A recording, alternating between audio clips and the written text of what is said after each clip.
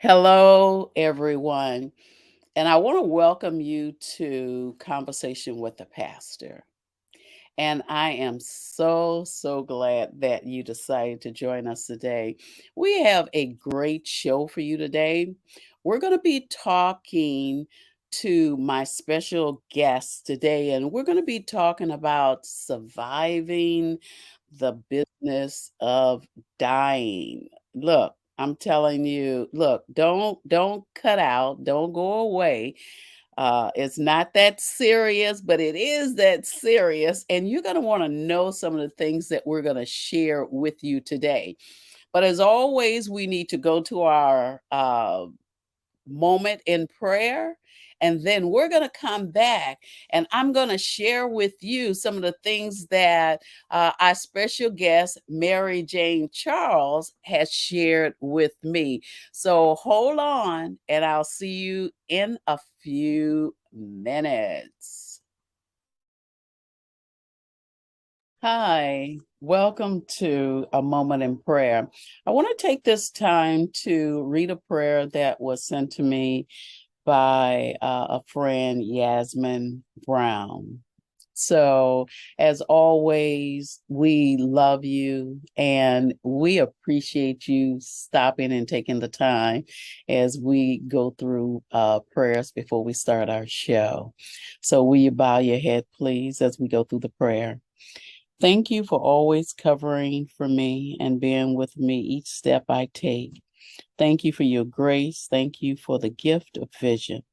Thank you for providing for me every need that I have, God. In Jesus' name, I thank you. I am calling for your disruption and invasion into my life. Father, disrupt everyday routines that are causing undesirable results. In Jesus' name. Father, disrupt thoughts, processes that consume my mind, things that sabotage my life, Lord. Make me, make me no longer doubt myself and the things that you have for me to do. Father, I'm calling for your invasion to invade my mind, my heart, my desire, and my perception in you. Renew me, Father, so that I can walk right. Create in me a new image, God. You are the great I am, and there's nothing you cannot do. I am in you and you are in me. I love you so much and I lift your name on high. In Jesus' name I pray. Amen. Thank you once again for a moment in prayer. Welcome back. Welcome back. Look, I'm here today with you. And of course, I'm here with the fabulous Camille Robb. And we're happy to have you here today. One of the things that we're going to be talking about today is a topic that I know no one wants to discuss, okay? But it is so much needed, okay? And the reason why it's needed is because some of the things that we talk about when we talk about surviving uh, the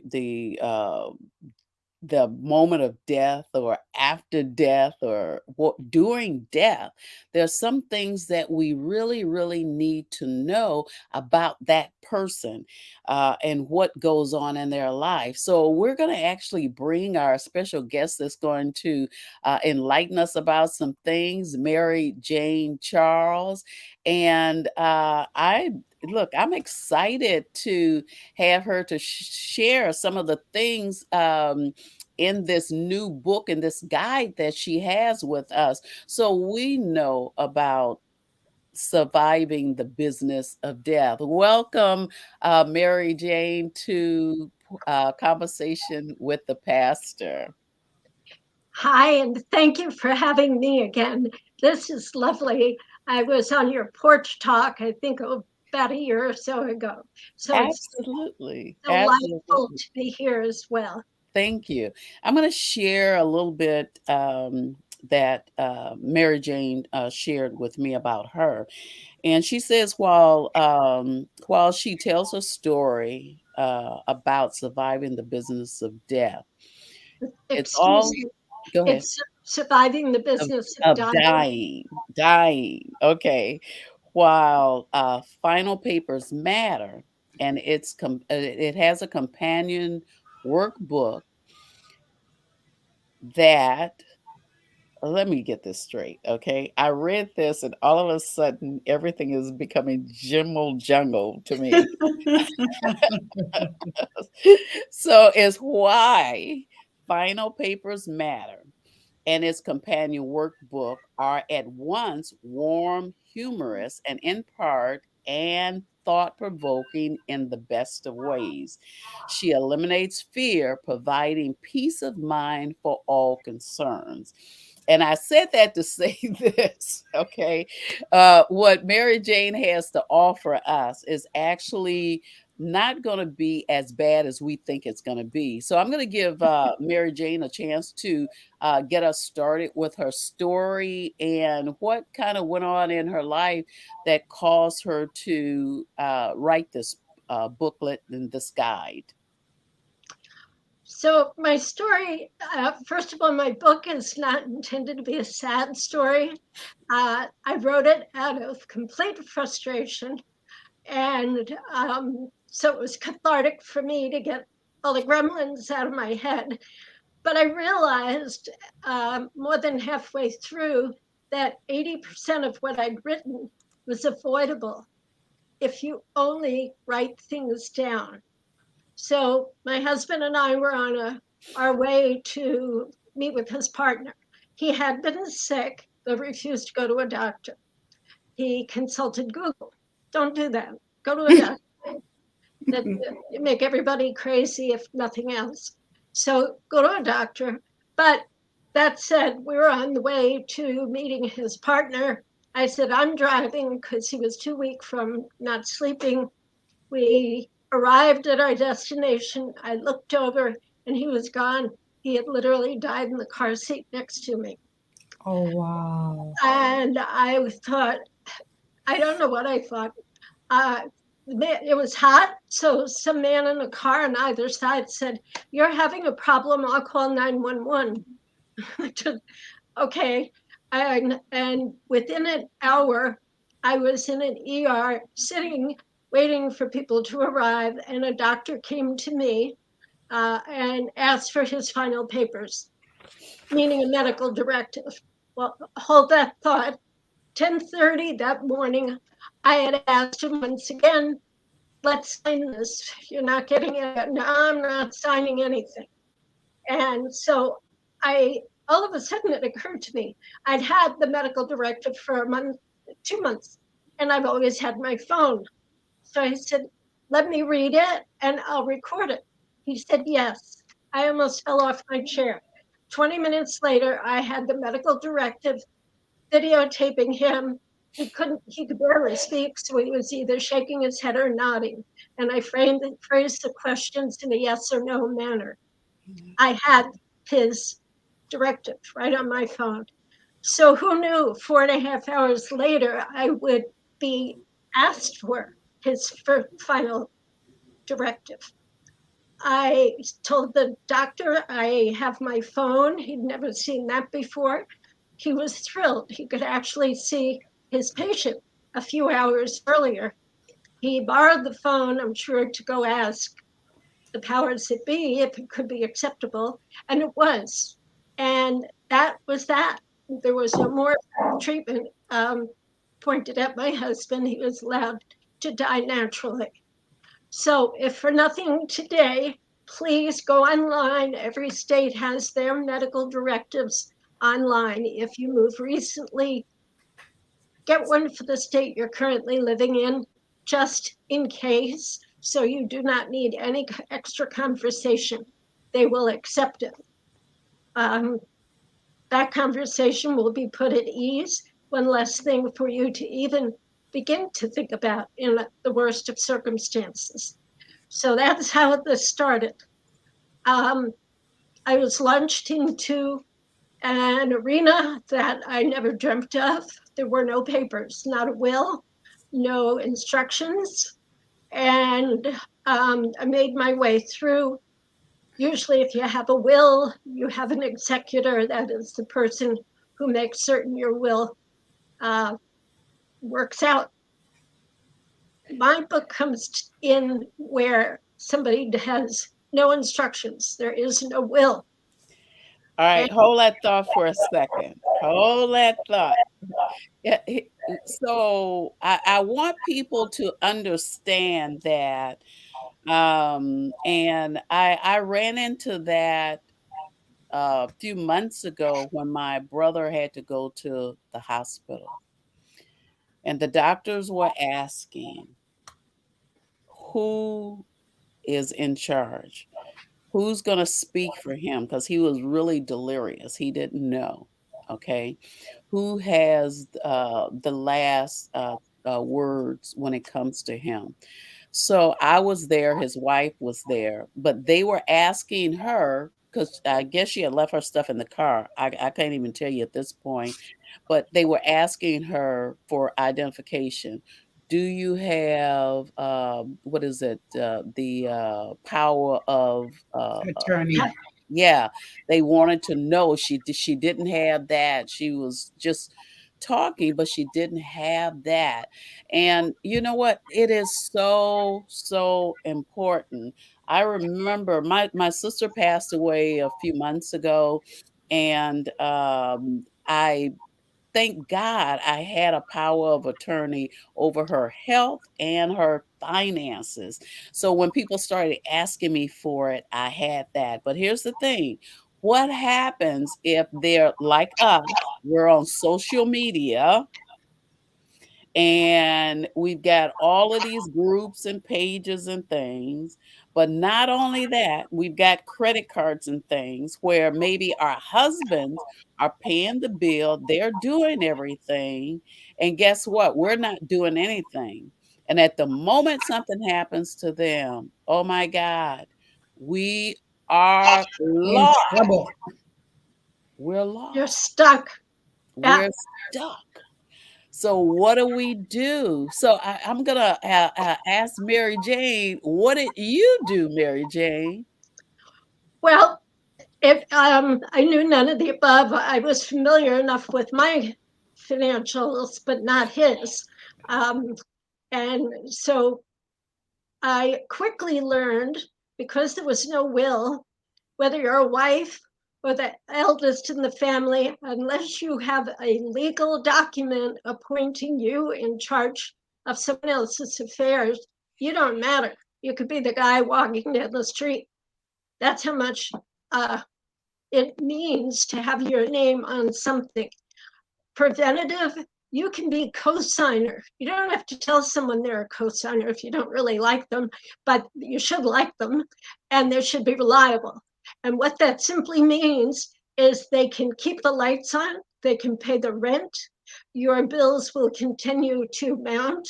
And but if you have automatic deposits like Social Security or investment uh, dividends or something, the fact that someone can run your affairs is paramount. Otherwise, all our your little house of cards is going to implode.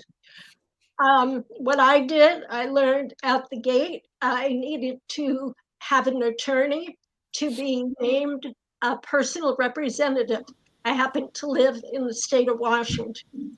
That is who takes care of things when there is no will or an executor named for the will.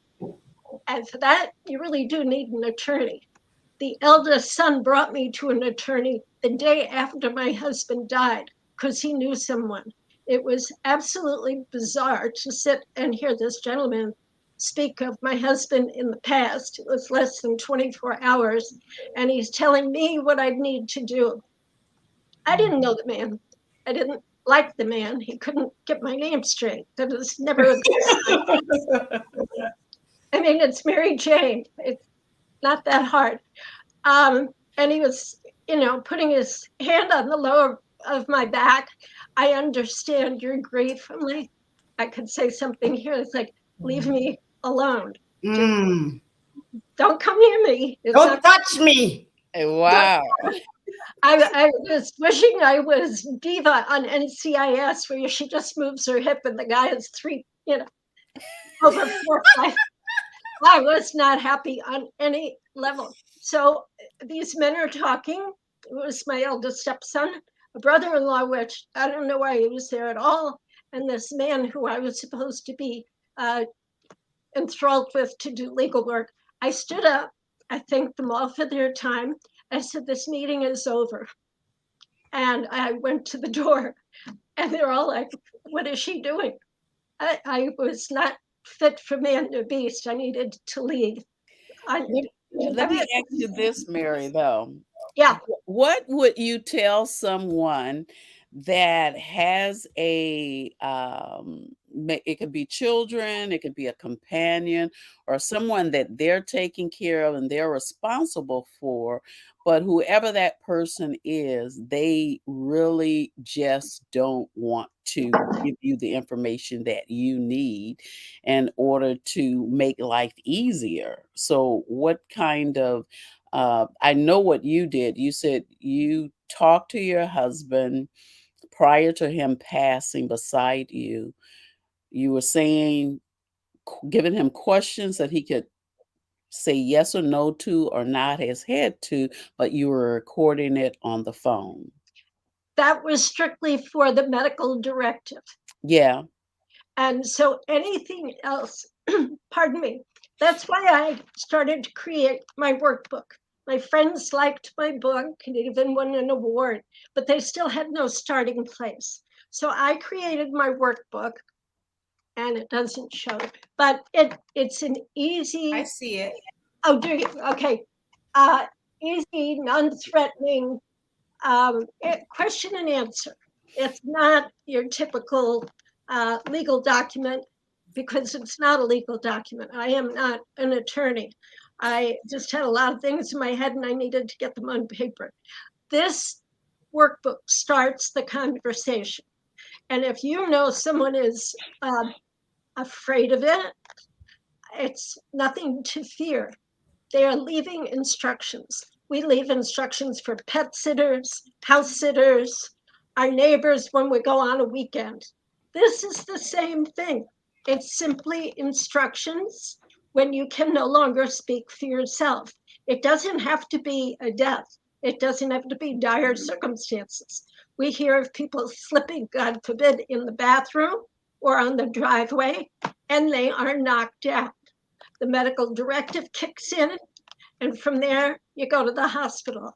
While we're still talking about the medical directive, I would say that is not intended to be a secret. Make a lot of copies. Put one in your glove compartment, your night table, maybe a reduced copy in your wallet, and then put it in a freezer bag and put it with a magnet on the side of your refrigerator.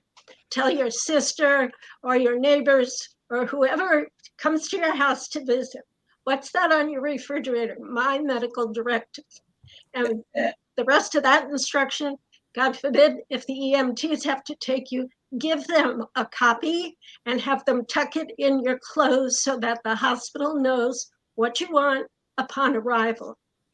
All right, we're going to stop there for a moment and we're going to go into a commercial and then we're going to come back and we're going to go through some of the questions that I have for you. So hold tight. Watch Okay. the CEO Room with your host, Lamont Stevens, on the Daily Gospel Network, the television show dedicated to helping entrepreneurs grow their businesses. Join us each week as we explore innovative ways to fulfill your God-given mission without sacrificing your quality of life.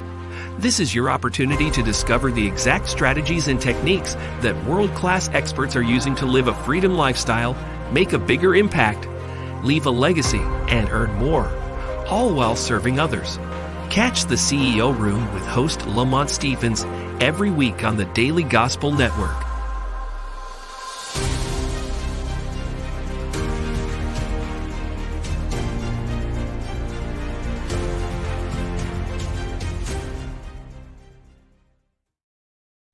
Okay, welcome back. For those of you that are just joining us, we're talking about surviving. Let me get it right, okay? Surviving the business of dying and what you need to do. Now, this isn't about your will or anything like that. It's other things when it comes to bank accounts and what do you need to, the information that you need to keep surviving after your loved ones have gone on their spiritual journey. Okay. So Mary Jane is here and she's going through some of the things that we need to do. But not only that, she's actually created a guide that walks us through the process of knowing some of the things that we need. So, can you just quickly share with us a couple of things that are actually in that guide, Mary Jane? Certainly. The book starts with the obvious. They want to know if you have a will, what is the attorney's name and phone number? That's it. You're just you're filling in the blanks because these are people who your family will have to speak with. I created a position called the first lieutenant. In the week following the funeral, and without any instructions, I had a huge amount of business to take care of that I never dabbled in before. My son was old enough, he was 28, he drove, he was personable. I gave him a boatload of things to do. You cannot do this by yourself. So, first of all, get an attorney, find someone you like, because they're going to be working for you, not against you. You want them to know you well. And it's not an expense, it's an investment. So, you need an attorney. Number two, put 5 top phone numbers in your phone of people you want contacted if you slip on your driveway and can't speak for yourself. That would be the second. Third, have co-signers on your checking and saving. You can talk with your banker on that. That's free. What are the pros and cons? In your instance, right now, these details are no longer old people conversations. We know the pandemic was horrible and took a lot of young people. Anyone 18 or older should have one of these books. It is the nitty gritty details of your daily life that make your world happen. Your bank, your charge cards, your passwords, uh, family stories, crazy stories that you didn't, people might not know, but they'll get a kick out of if you can no longer speak for yourself. Absolutely.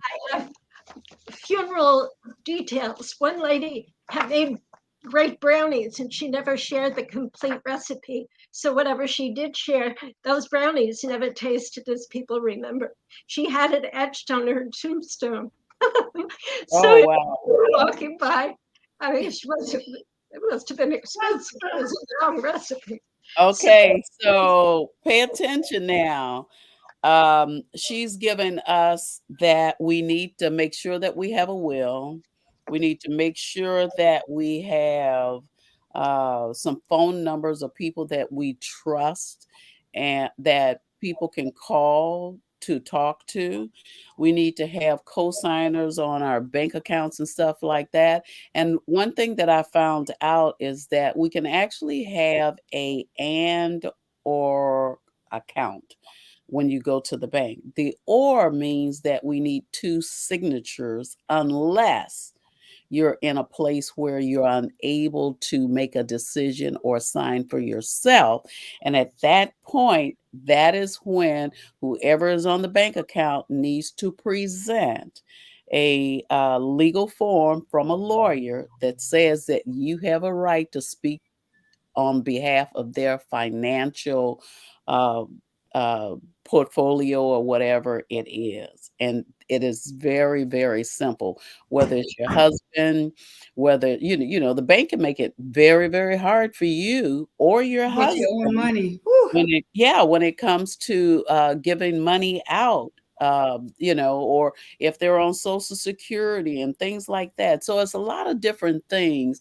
And I have actually, I think I've gotten 3 or 4 sets of those guides and given them out to my sons and stuff. I'm getting ready to order another copy. I was telling my spiritual daughter about it. So I'm getting another copy so I can send to her. And one of the things was the credit cards. I was talking to someone the other day, and I was like, "Man, if something happens, um, what do we do about the credit cards and stuff?" Boom. If they have a letter, all they have to do is have the credit cards closed. Yes. And then Or no more information goes, no more bills or anything else is paid through those credit cards once you leave here. But you gotta have that letter. That's where it's three different types. A lawyer has to tell you about all of them. I don't have them all, but I know you need the will. I know you need the power of attorney for health. You need the power of attorney for your finances. And then there's another letter that you need that says that it gives you the right to speak on their behalf if something happens to them. Okay. So I'm going to give our fabulous Camille Robb a chance to chime in here before we come back to Mary Jane's and give her a chance to close us out. You know, hi, Mary Jane. hi. I know we've been on this floor before, but one of the things that I love about it is not there's nothing to be afraid of because they say you have two things that happen. You're born and then you die, Mhm. you know? But one of the main things is to be prepared. And the book that Pastor Dorothy is talking about and your book that you're talking about, to me, everyone should own one because it's preparing you for something that's going to happen regardless of how you feel. Correct. No more, right. So everyone should have that. So I'm going to make sure I get one for myself and get it filled out. And then I'm going to make sure my husband fill out. Thank you for bringing that up. No matter how, yeah, everyone should have their own individual because as you proceed through, you might, well, obviously, childhood's different. I have an area where you can remember the highlights of your childhood. And then for those who are veterans, if someone knows they want to have a military uh, funeral, it's never too soon to gather those documents. From the point of view, somebody will have to find them. So it's a matter of just calling the local VA and they can dig up all your records and you'll have them all in one place. That's the beauty of the workbook. You don't have, well, I know it's here someplace. No, just look for the coloring book size yellow book Right. and you can change things. I recommend people fill it out in pencil because you might look at it 4 or 5 months from now and you're like, what was I thinking? So you can change things. Just put a line through it and put your initials and date it. Because if ever there's a question, somebody could say, well, who changed this answer? This is, Absolutely. you don't want any problems. So put a line through and date it and initial it and put your new answer. Every page, the opposite page is blank. So you can put more answers or new answers or your notes or whatever. Absolutely right next to whatever you're reading on the other side. Okay. Unfortunately, that's all the time we got. Mary Oh my Jane, you goodness. can put Short that and link sweet. in the comment section so that we can actually share it. That would be wonderful. Um, Let me tell you something. It may be a subject that you don't want to talk about, but I'm telling you, don't be afraid. Don't put it off. Sometimes it's closer than you really want it to be that we need these particular things. I'm telling you, I don't ever want to be in a place where I'm lost and I don't know what the heck I'm doing. So I want to thank Mary Jane for coming on the show. And I'm going to ask her in a minute to share with us how she can actually be contacted if someone needs to talk to her. She's putting the information about her guide into the comment section, so it will be on Facebook. I'll also make sure that it's shared, so that won't be a problem. And Fabulous Camille Robb, you got any last words for us? Well, we have to be prepared for the unexpected because it's always going to happen. Death is something that's going to come. We don't know when our number is going to be called, but we just got to be prepared. So be prepared, stay blessed, stay safe, and stay absolutely fabulous. And we'll see you Absolutely. next week. We definitely will see you again next Friday on Conversation with the Pastor. And we're going to set up something to get Mary Jane back on the show again because there's so much more that she can share with us. Or maybe we can get her to do a workshop and we'll invite you into the workshop Oh, that so would we be can make nice. That's a good sure idea. That, to get this done. Now, here's the thing, don't forget to follow us on all of our social media platforms. You can find us at Conversation with the Pastor on Facebook, on our page, in our group. On YouTube, you can find all of our previous conversations under Women Rocking Life. And then you can catch us every Monday at 12 p.m. Eastern, 2 p.m. Eastern, and 6 p.m. Eastern on Daily Gospel Network. So, look, it's been wonderful having you here, and we'll see you again. Thanks for coming on with us, Mary Jane. We'll see you thank back you. again as well.